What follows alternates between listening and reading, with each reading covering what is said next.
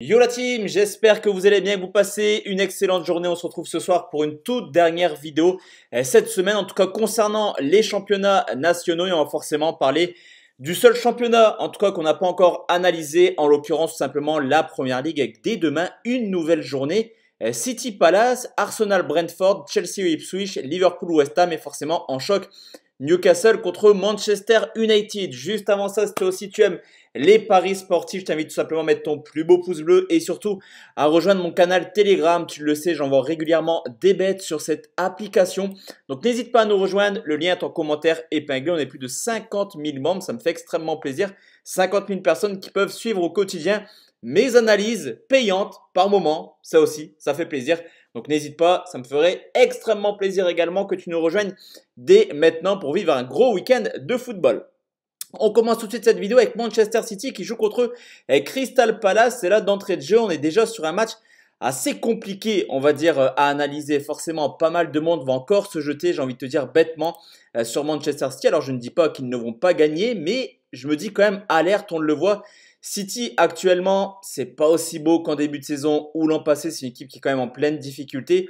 Et cette équipe de Palace, elle arrive quand même avec énormément de certitude. Ils n'ont plus perdu depuis le 26 janvier 2025. Mine de rien, les résultats de Palace sont plutôt cohérents. Il y a une victoire à Fulham contre Aston Villa, également une belle victoire contre Manchester United. Ça reste quand même Manchester et c'est compliqué de les bouger. En témoigne le nul la semaine passée de City contre United. Et on peut également constater que historiquement, City a toujours eu des difficultés contre Palace. En tout cas, Palace a toujours marqué des petits buts du côté de City. Il y avait eu 2-2 l'an passé, 4-2 il y a 2 ans. Palace s'était imposé 2-0 il y a 3 ans. Donc je me dis qu'on pourrait à nouveau avoir une petite sensation. Je vais prendre les deux marques, ça me paraît plutôt sympa à 1,64. On continue avec Brighton qui joue contre Leicester, un petit peu comme Southampton. Dans quelques journées, Leicester sera officiellement relégué en Championship, je pense qu'on peut le dire. On connaît les trois derniers, Ipswich, Leicester et donc Southampton, une équipe de Leicester qui ne marque plus un but actuellement. Ça fait quand même assez peur. Les stats, elles sont édifiantes pour Leicester. Ça fait 7 matchs de suite qu'ils n'ont pas marqué le moindre but en championnat. Donc autant dire que les voir marquer du côté de Brighton relève un petit peu de l'exploit, mais cette équipe de Brighton, bien que performante à domicile, dernièrement, c'est pas forcément une équipe qui marque énormément de buts. Là aussi, les stats sont clairs, 21 buts marqués en 15 matchs. Si Brighton veut jouer l'Europe, en tout cas va avoir toujours cet objectif de jouer l'Europe, il faut s'imposer, chose qui devrait être logiquement faite. À 1,27, je ne vais pas te la proposer, je vais prendre Brighton et moins de 4,5, cote à 1,64. On continue avec Nottingham Forest qui joue contre Everton. Match très important pour Nottingham qui a pris une bonne nouvelle cette semaine grâce à la victoire d'Arsenal. Le 5e sera officiellement qualifié en Ligue des Champions en Angleterre. Donc là, pour l'instant, ils ont 5 points d'avance sur City qui est actuellement 6e et qualifié pour la Ligue Europa. Donc Nottingham peut clairement y croire, surtout que les résultats à domicile sont extrêmement cohérents. 9 victoires, 4 nuls pour seulement 2 défaites. Mais là aussi, un petit peu comme Palace du côté de City. Attention à Everton qui actuellement tourne extrêmement bien, qui embête les Cadors également. Nul contre Everton, petite défaite contre Liverpool et nul justement contre Arsenal. Pardon, donc je vais sécuriser mon avis.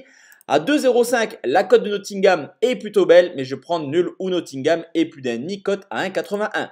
On continue avec Southampton qui joue contre Aston Villa. Là, par contre, c'est très compliqué, les gars, de vous donner un pronostic. Parce que comment va se comporter Southampton qui sont officiellement relégués? C'est une belle question. Je pense tranquillement que ça va préparer la saison prochaine. Donc, une équipe qui sera encore un peu plus ouverte, je pense, de ce qu'on a pu voir en début de saison.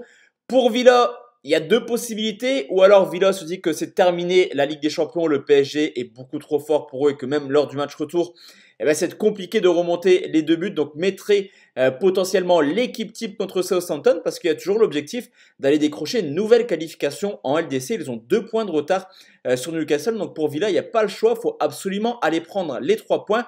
Je prends un plus de 2,5 à 1,55, ça me paraît être la meilleure opportunité sur cette rencontre.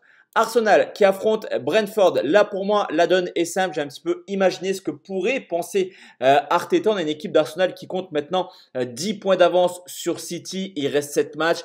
Arsenal terminera dans le top 5. Arsenal ira en Ligue des Champions l'an prochain. Par contre, même s'ils sont imposés 3-0 contre le Real Madrid, pour moi, on connaît le Real Madrid. Il y aura match la semaine prochaine. Le Real ne va pas perdre une deuxième fois 3-0. Forcément, il va se passer quelque chose du côté du Bernabéu. Donc, je pense qu'Arsenal va tranquillement laisser ce match de côté.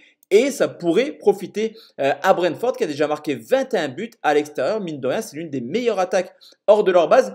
Donc je vais prendre les deux marques à 1,75. Là aussi, ça me paraît beaucoup plus intéressant que de prendre la victoire d'Arsenal. Chelsea qui joue contre Ipswich. Là par contre, on va pas parler de la Coupe d'Europe du côté de Chelsea qui n'en a rien à faire de la Ligue Europa Conférence. On l'a encore vu, ils sont d'ailleurs largement au-dessus. Un vainqueur 3-0 du côté du Legia Varsovie. Il n'y a pas de débat. Chelsea jouera probablement la finale contre la Fiorentina ou alors le Betis Séville, une équipe de Chelsea qui devrait logiquement s'imposer à domicile contre Ipswich. Là aussi, il n'y a plus trop d'espoir, 12 points de retard à cette journée de la fin.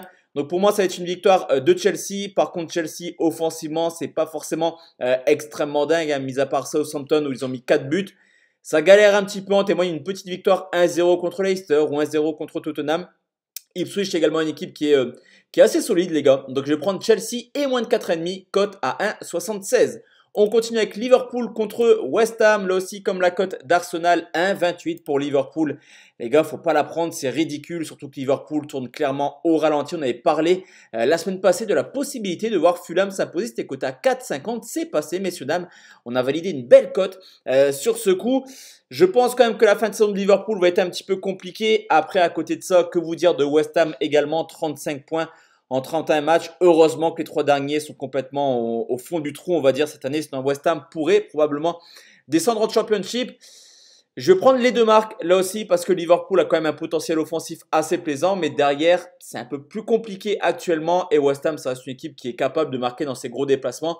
Donc, les deux marques. Wolverhampton contre Tottenham après une série de 3 victoires de suite. Ça y est, Wolverhampton a quasiment validé son maintien, 12 points d'avance sur Ipswich à cette journée de la fin. Comme je te l'ai dit, logiquement, c'est plié. Du côté des Spurs, bon là aussi on parle plus de maintien depuis un bon moment. La priorité, ça va être le match contre Francfort la semaine prochaine en Ligue Europa. La seule manière, on va dire, pour Tottenham de jouer l'Europe l'an prochain, c'est de remporter la Ligue Europa. Donc je m'attends à un duel extrêmement ouvert. On le sait, Wolverhampton, c'est quand même une équipe qui encaisse énormément de buts. Du côté de Tottenham également, et je pense qu'on a quand même deux des équipes les plus prolifiques cette année en championnat, 3,3 buts pour les deux équipes, seul Liverpool fait autant, donc pour moi c'est les deux marques et plus de 2,5. Côté à 1,87, on continue avec Newcastle contre Manchester United. Là aussi, que vous dire un petit peu du United qui a clairement laissé le championnat de côté. La priorité, c'est le match contre l'Olympique Lyonnais. Même si Manchester a un très bel effectif, Newcastle tourne plutôt pas mal. Actuellement, ils viennent d'enchaîner 3 victoires de suite. Ils sont plutôt bien positionnés. 5e avec un match de moins, donc probablement 56 points, soit 4 points d'avance quand même sur City. Donc pour Newcastle, il faut essayer de prendre le maximum de points à domicile. Pour moi, je les vois s'imposer à 1,63. Et enfin, Bournemouth contre Fulham. Sur ce coup, on a deux équipes qui sont dans une forme totalement différente. Ok, il n'y a que 3 points d'écart entre les deux équipes. Mais pour moi, c'est petit avantage quand même à Fulham dans le sens où Bournemouth enchaîne les contre-performances. Derrière moi, ils sont sur 6 matchs sans victoire en championnat en encaissant toujours au moins un but, voire 2 buts dans les 5 dernières rencontres. Et quand on connaît le potentiel de Fulham à l'extérieur, ça fait peur tout de même pour Bournemouth. Donc là, je vais prendre Fulham au nul et plus d'1,5. C'est coté à 2,11, c'est la plus grosse cote de la vidéo, mais honnêtement, elle est plutôt pas mal. Donc voici la team, mes avis concernant cette nouvelle journée de Première Ligue. Et on se retrouve dimanche pour parler Ligue des Champions. Très bonne journée, très bonne soirée à tous et à toutes. Ciao, ciao la team.